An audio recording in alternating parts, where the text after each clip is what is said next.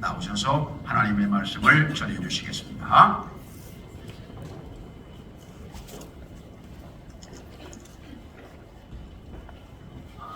하나님께서는 이 땅에 교회를 세우시고 교회를 통해서 죽어가는 영혼들을 구원하기를 원하십니다.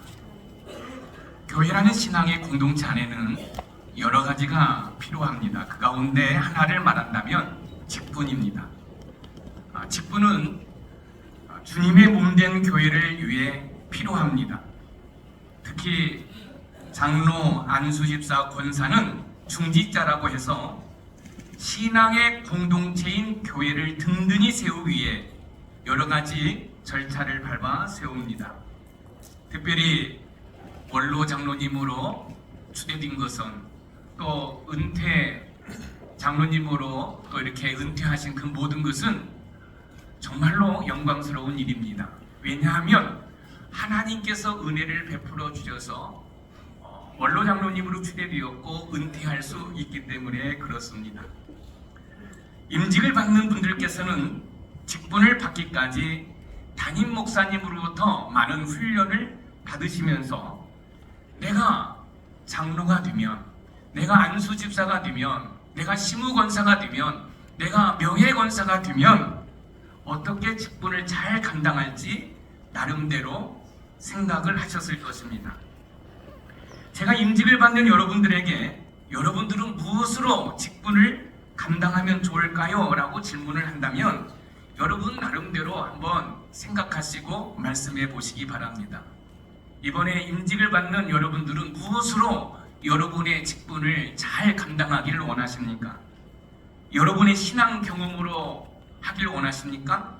아니면 오직 충성과 열정으로 감당하기를 원하십니까? 여러분들이 하나님께서 주신 직분을 잘 감당하시려면 여러분의 이성과 논리와 경험을 다 내려놓고 여러분의 심령 가운데 거하시는 성령 하나님의 다스림을 받으면 됩니다. 왜냐하면 성령 하나님은 여러분과 영원토록 함께 하시며 여러분들을 도우시기 때문에 그렇습니다.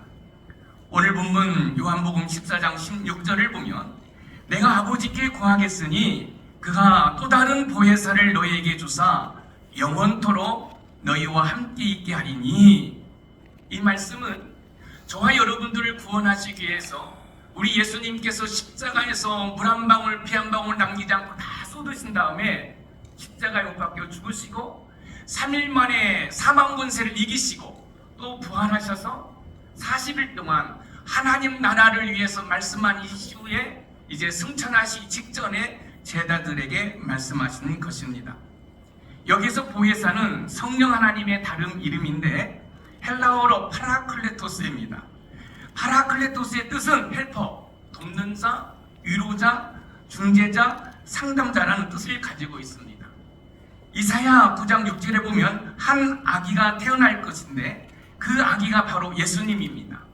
그런데 그 아기 예수님의 이름이 기묘자라 모사라라고 이야기를 하고 있어요.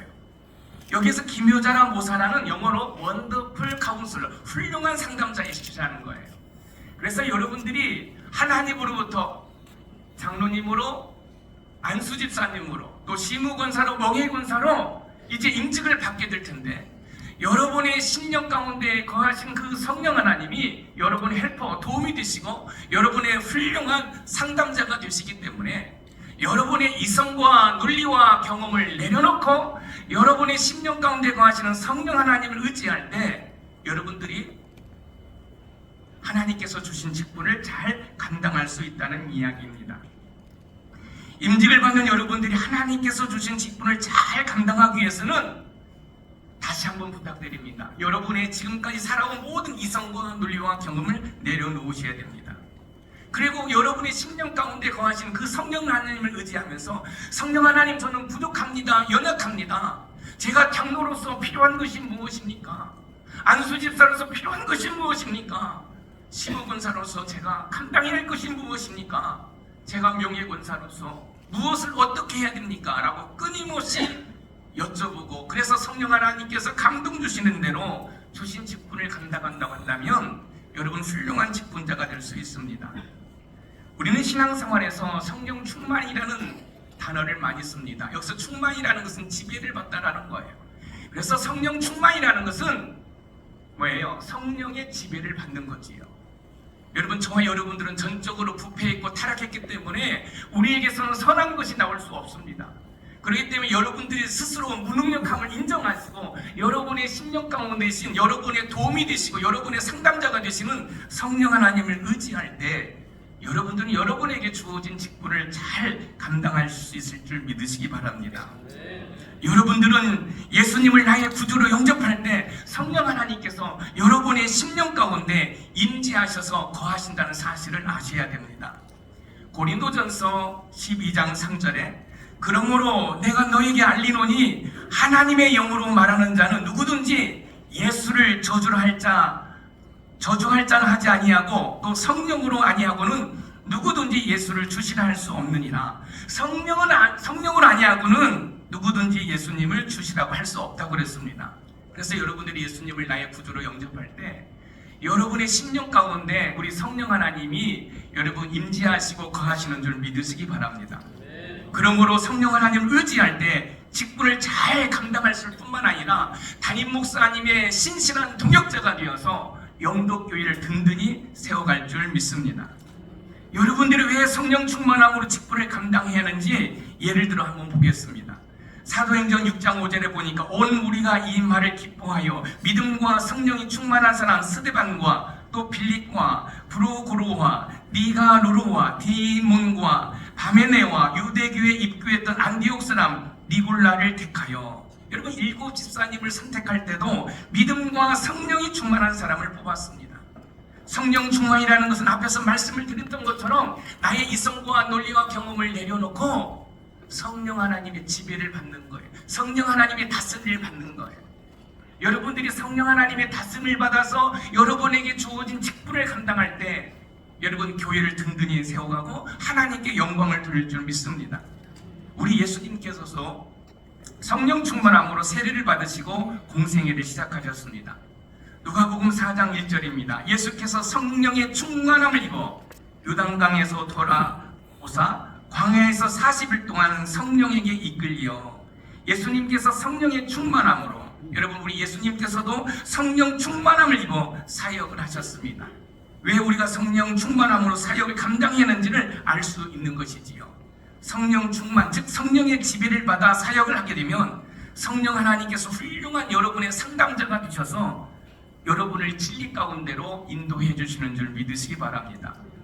요한복음 16장 13절에 보면 그러나 진리의 성령이 오시면 그가 너희를 모든 진리 가운데로 인도하시리니 그가 스스로 말하지 않고 오직 들은 것을 말하며 장래일을 너희에게 알리시리라. 진리의 성령이 오시면 그가 너희를 모든 진리 가운데로 인도하시리니 그렇습니다. 사랑하는 임직자 여러분, 여러분의 심령 가운데 거하시는 파라클레토스, 여러분의 도움이시고 여러분의 상담자 되시고 여러분의 중재자가 되신 그 성령 하나님을 의지할 때 여러분 담임 목사님의 신실한 동역자가 되어서 영도교회를 든든히 세워갈 뿐만 아니라 죽어가는 영혼들을 주께로 인도할 줄 믿습니다. 진리의 성령이 오시면, 근데 그 진리의 성령 하나님이 여러분의 심령 가운데 거하신다는 거예요. 그래서 여러분들이 지금까지 살아온 어떤 경험으로 교회를 섬기는 것이 아니라 끊임없이 여러분의 심령 가운데 거하시는 성령 하나님을 의지해야 됩니다. 장로님이라고 해서 저절로 여러분 믿음이 성장하는 게 아니에요. 여러분 끊임없이 여러분의 심령 가운데 거하시는 성령 하나님을 의지해서 여러분이 지금까지 살아온 어떤 세상의 경험으로 교회를 여러분 섬기는 것이 아니라 여러분 성령 하나님의 감동하심으로 섬겨가는 은혜가 있기를 주님의 이름으로 축원드립니다. 성령 충만함으로 직분을 감당하시라 했는데 그럼 어떻게 하면 성령 충만할 수 있을까요? 성령 하나님은 거룩한 영이기 때문에 저와 여러분들이 거룩할 때 그 성령 하나님 우리 심령 가운데서 강하게 역사하십니다. 그러면 저와 여러분들은 무엇으로 거룩해질 수 있습니까? 말씀과 기도로 거룩해질 수 있는 거예요. 여러분 우리 장로님들, 우리 안수집사님들, 우리 권사님들, 우리 명예권사님들, 여러분 특별히 하나님의 말씀을 주야로 묵상하는 은혜가 있기를 소망합니다. 여러분 부르짖고 기도하는 은혜가 있기를 소망합니다. 그러면 여러분들이 거룩해져요. 이 거룩이란 뜻이 뭐죠? 죄와 구별되었다라는 거지요. 죄와 구별된 삶을 살아갈 때 성령 하나님은 여러분의 심령 가운데서 역사하시는 거예요. 그래서 장로님으로서, 안수집사님으로서, 권사님으로부터 또한 명예권사로 어떻게 처신을 해야 할지 이 성령 하나님께서 여러분을 코칭해 주신다는 사실이에요. 그래서 여러분의 이성과 논리와 경험이 아니라 성령 하나님이 감동하심으로 여러분 주어진 직분을 감당할 때 여러분 때문에 이 영덕교회가 든든히 세워져 가고 죽어가는 영혼들이 주께로 돌아오고 담임 목사님의 목회가 여러분 즐겁고 행복할 줄 믿습니다. 말씀을 열심히 읽으시고 기도할 때 거룩해질 때 우리 심령 가운데 거하시는 성령 하나님께서 역사하심으로 주어진 직분을 잘 감당할 줄 믿습니다. 말씀을 열심히 읽으시고 기도함으로 성령 충만해서 하나님께서 여러분 각 개인에게 주신 그 직분을 잘 감당하는 은혜가 있기를 주님의 이름으로 축원드립니다. 우리 키워드 우리 한번 자막 한번 보여주시기 바랍니다. 우리 큰 소리로 한번 읽어보겠습니다. 시작.